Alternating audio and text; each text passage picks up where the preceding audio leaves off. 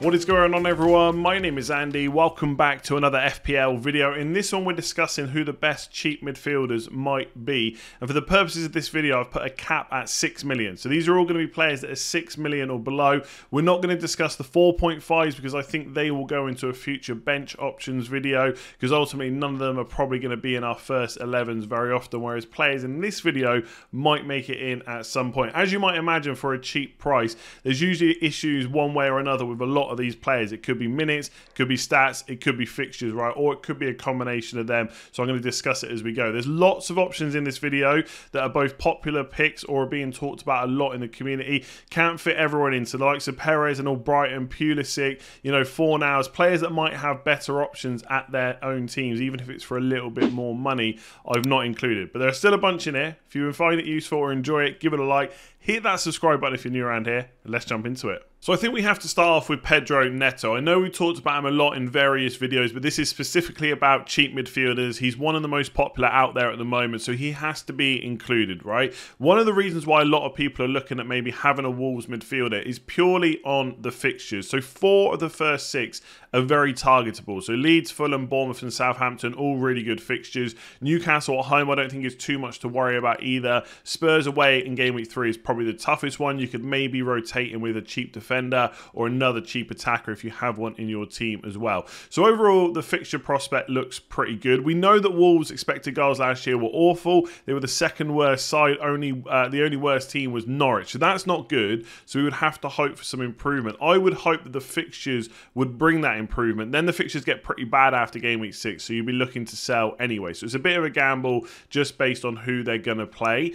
His own personal underlying stats were pretty good last year. That was on a very small sample size. His kind of career stats since he's been at Wolves are okay. He is one of those players, bearing in mind these numbers are per 90, who doesn't often get to 90 minutes. So I'm looking at last year. Obviously he did come back from a long-term injury. He didn't make 80 minutes once, right? So his numbers would actually be a little bit lower because of that. The only real thing that I can see against him is there's so many options in that Wolves team. If I just bring up the FPL site and just quickly go to Wolves and have a look, there's a lot of players that could play on the left or on the right, and you know, we'll have to see whether there's any transfers in, maybe some transfers out as well. But you've got Hwang can play in one of those wider positions. You've got Pedence, Neto himself, Chiquinho as well if he was fit. Adama Traore is back too. So there's quite a few players that can play there. But when I look at that list of names, I feel like Neto is probably the best of that bunch, and if he's fit, he should get pretty good minutes. So for 5.5 million, right, no one is going to be perfect, right? There's a lot of competition there. He doesn't often make 80 minutes. Maybe that will change with a pre-season under his belt and a bit of extra fitness, you know, further away from that long-term injury. But I think with the fixtures, it's hard to bet against him. But there are quite a few other options, so let's discuss them. So Everton have 2 £5.5 million midfielders that we need to talk about, Anthony Gordon and Demarai Gray. Now, whenever I see the community discussing kind of Neto alternatives, a lot of them seem to be drawn towards Anthony Gordon, right? Not much mention of Demarai Gray. Now, if you look at the underlying numbers for last year, I mean, one thing you'll see is neither of them are really that great, but Demarai Gray is slightly ahead on both expected goals and expected assists, and even output, right? If you look at goals and assists per 90 minutes, he comes out ahead everywhere, even points per match as well. So if you think that these two are going to get very similar minutes going into the start of the season, you could make an argument for Gray over Gordon. I know why people are kind of looking at Gordon, because he's a bit more exciting. He got good minutes under Lampard last year. He's going to be another year older because obviously he's a bit younger than Gray as well, so that might further his development. But it's not like Gray is past it, right? He's like 26, 27, something like that. So he's still at a perfectly reasonable age where you expect a kind of similar output than we've seen before. So again, if you're going into the season, similar minutes, Gray might be the better option. I've seen some Everton fans speculating that Gordon might get the left spot now that Richarlison's not there. So we could see Gordon on the left, Calvert-Lewin through the middle and Gray on the right. You know, future transfers and stuff might change that. But that's how it's looking right now. In terms of the fixtures, a little bit like Wolves, they have 4 pretty good fixtures in the middle. Obviously, Wolves have Spurs away. Everton have Chelsea at home and Liverpool at home, bookending game week 1 and game week 6, which isn't fantastic. I think Leeds and Forest look good. Villa away and Brentford away aren't great, but they're not awful either. So I don't think those 4 fixtures are that bad. I think it just really depends on how you think Everton are going to do under Lampard, because they weren't great last year. They've also lost Richarlison, which isn't great at all. But I think if you are someone that just doesn't want to go for Neto, you don't think he's going to get enough minutes, then one of the Everton players that should be pretty nailed on could be a good option. Demarai Gray's got the stats from last year. Doesn't necessarily mean that that's going to carry on this year. Gordon may be a little bit more exciting, but they are definitely alternatives. And I think if you're looking at players with guaranteed minutes, or pretty much guaranteed minutes anyway, these two should both be pretty good. I'm not too sure what to make of Bruno Guimarães, right? He's £6 million, 0.25 expected goals per 90, 0.16 expected assists.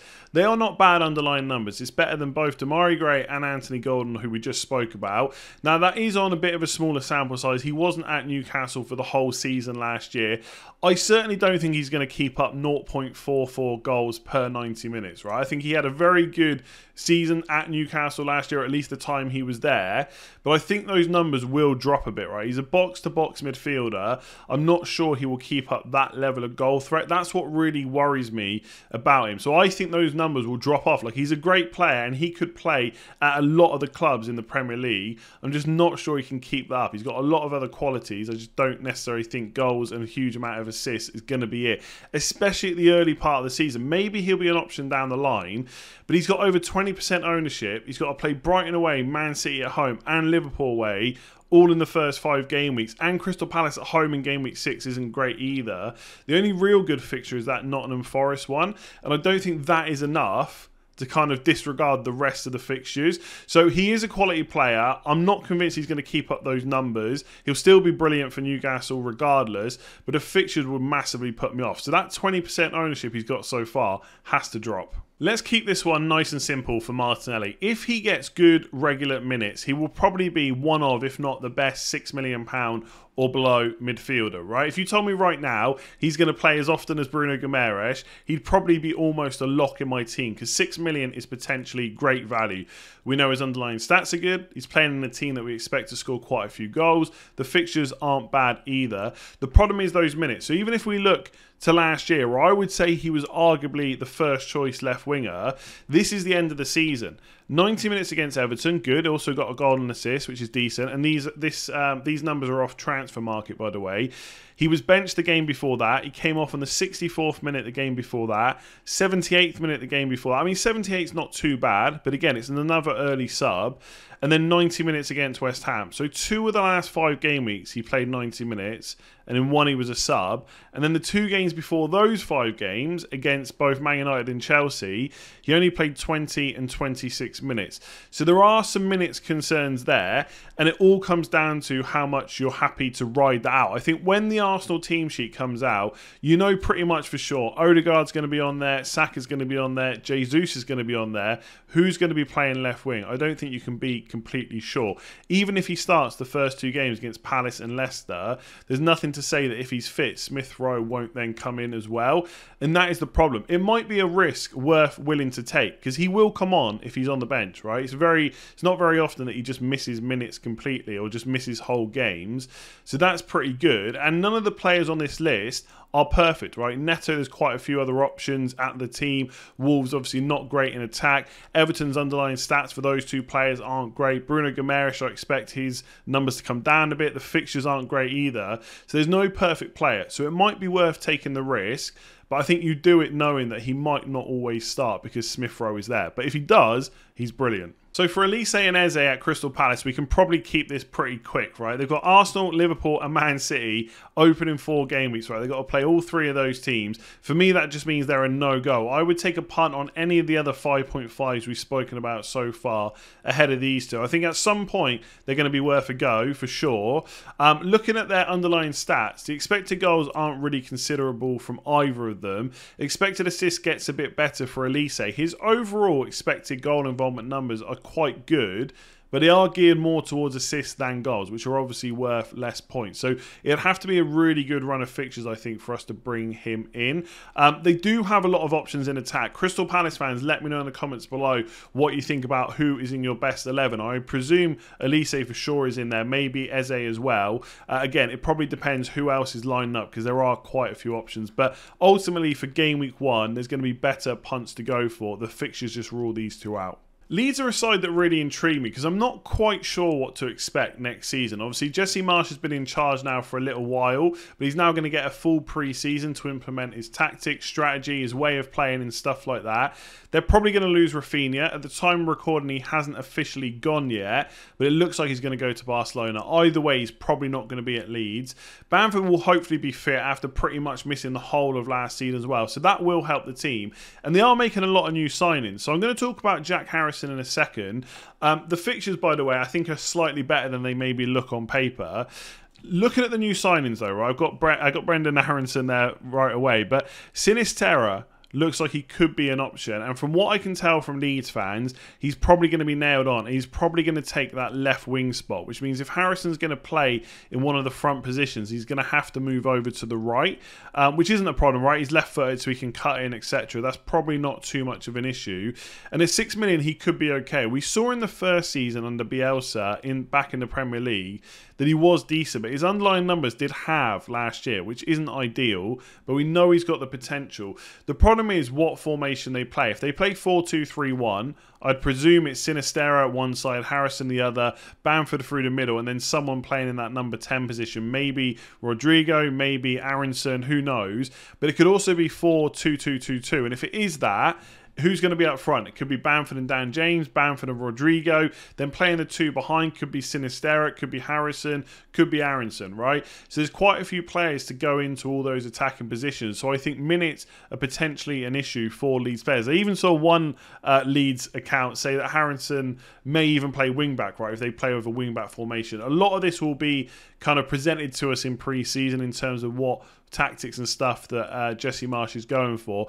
But I do think Harrison is a potential okay option if he's getting regular minutes, just because we know what he can do. But if he has another season like last season, he ain't going to be too good. Just wanted to talk about a few other options that I've seen mentioned. I think outside of Neto and maybe Gordon, Wissa is probably the next favoured £5.5 million midfielder that I see talked about. The fixtures are pretty good for Brentford. His underlying numbers aren't bad either. A lot is going to depend on the formation they play going into next year. If they stick to the 4-3-3, then he should get decent minutes. If they go back to having kind of two up front, maybe a wing-back system, possibly not quite as good, especially if Tony and Mbamo play those two positions more often than not. And we know Tony is pretty much nailed. So Wissa will depend on formation. Let's see what happens in pre-season.